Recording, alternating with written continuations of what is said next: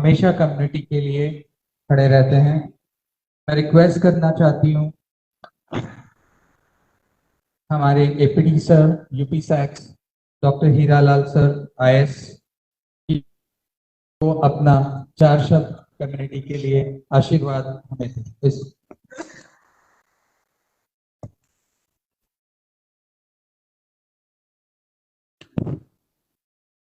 आप सभी लोगों का जो इस हाल में उपस्थित है, मैं हार्दिक स्वागत करता हूं और आप सभी लोगों को एक इस नए टाइप के क्लिनिक खोलने की शुभकामनाएं देता हूं।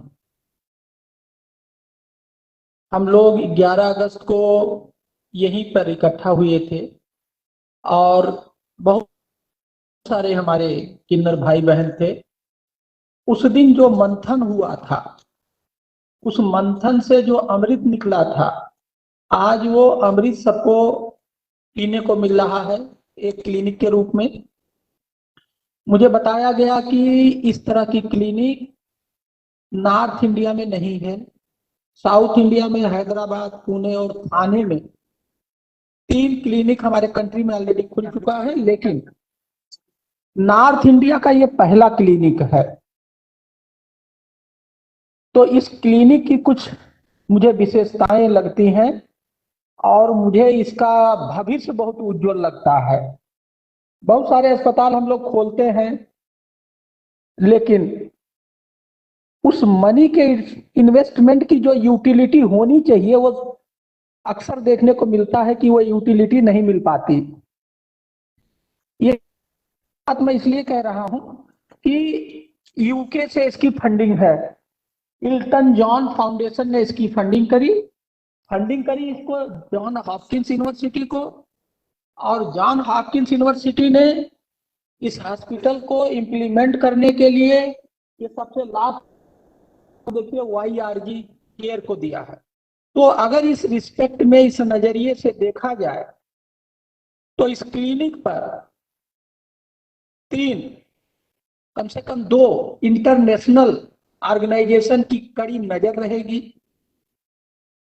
इस लिहाज से ये क्लिनिक इंटरनेशनल लुक वाला क्लिनिक है। ये देखने में तो छोटा है, लेकिन कहावत है कि देखने में छोटन लगे घाव करे गंभीर, तो उस मुहावरे में ये फिट होता है। इसका जो लुक है वो इंटरनेशनल लुक है। इसकी फंडिंग यूके और इसका प्लानिंग और मॉनिटरिंग जॉन हॉपकिंस तो अमेरिका में ही है। क्यों? अमेरिका तो ये 2 बड़ी कंट्री का इसके ऊपर नजर रहेगा, वहां की बेस्ट प्रैक्टिसेज स्ट्रेटजी आएगी। ये तो हो गया टॉप साइड से। बॉटम साइड से इसकी ब्यूटी ये है कि क्लिनिक कहाँ खुलेगी ये हमने नहीं तय किया, ये यही बैठ के लोगों ने तय किया। उस क्लिनिक में क्या क्या होना चाहिए, क्या क्या सेवाएं मिलनी चाहिए, वो भी आप लोगों ने तय किया।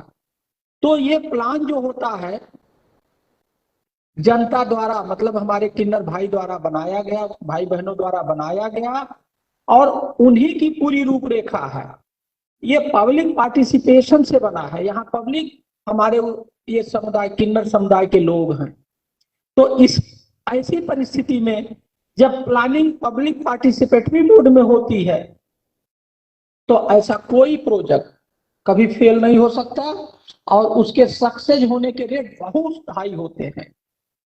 तो ये भी इसका एक अदर पार्ट है, पिक्यूलियर पार्ट है। अदरवाइज क्या होता है, हम लोग एसी के कमरों में बैठ करके प्लान बना देते हैं और जब जमीन में वो 50 डिग्री सेल्सियस पे जाता है तो वो इम्प्लीमेंट होने में उससे दिक्कत होती है।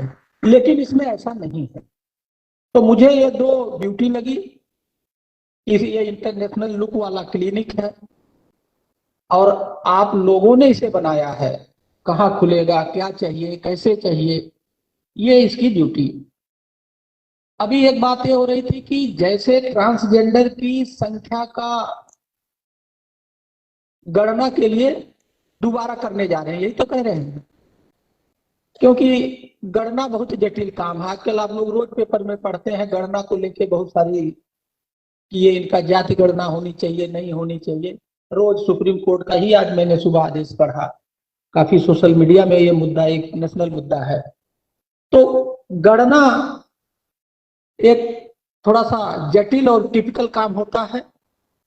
तो अभी आपका जो एग्जैक्ट डेटा नहीं है कि आपकी संख्या कितनी है, सेकेंड फेज में वो डेटा और इम्प्रूव होगा, अच्छा होगा। ये भी आपके लिए एक शुभ लक्षण है और एक अच्छी बात है। जब डेटा हमारा अच्छा होगा, प्योर होगा, एग्जैक्ट होगा, तो प्लानिंग करने में आसानी होगी, सुविधाएं देने में आसानी होगी। आज जो ये शुरुआत हो रही है, ये ट्रेलर है, पिक्चर अभी बाकी है।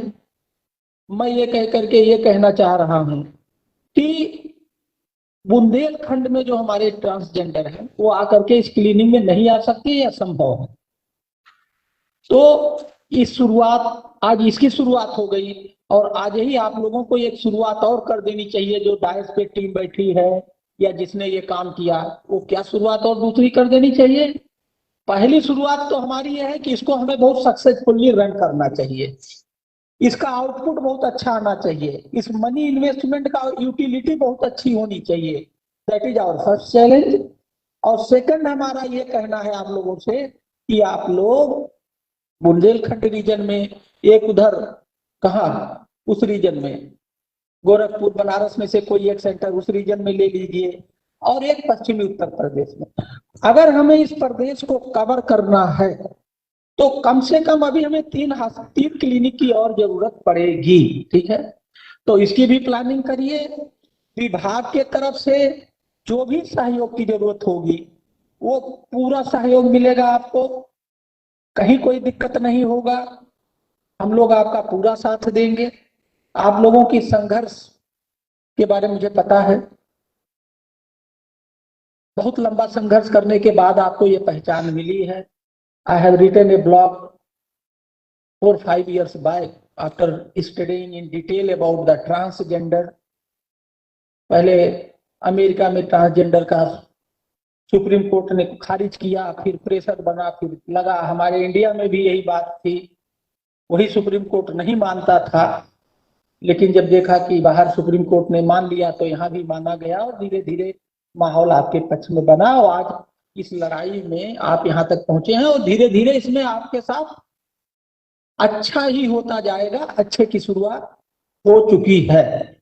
तो इसमें जो ट्रांसजेंडर है, चूंकि आपका एक ये कम्युनिटी है, आप ही लोगों को लीड लेना पड़ेगा।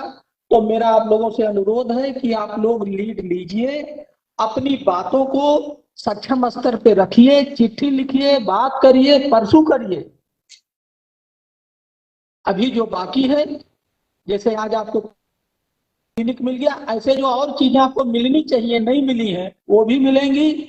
जितना जोर लगाओगे, जितना अच्छा परसुएशन करोगे, उतने जल्दी मिलेगा। तो परसुएशन की जरूरत है और इसमें स्टडी की भी जरूरत है। तो आपके पास जो ये टीम है उनके माध्यम से स्टडी भी करते रहना चाहिए और स्टडी के उपरांत अपनी डिमांड को आगे बढ़ाते रहना चाहिए। और इसमें कोई बुराई नहीं है। जब आप इंसान हैं, आपकी अलग एक कम्युनिटी है, तो उस कम्युनिटी को एक डिग्निफाइड लाइफ जीने के लिए जो जो भी सुविधाएं चाहिए वो चाहिए तो चाहिए और मिलना चाहिए। जो नहीं मिल रहा है उसके लिए आप प्रयास करिए। हम वो सुविधा मुहैया कराने में हमारी पूरी टीम आपका पूरा साथ देगी, सहयोग देगी। पुनः आप सभी लोगों को इस क्लीनिंग की सुविधा पाने के लिए मेरी शुभकामनाएं और बधाइयां। धन्यवाद। Thank you.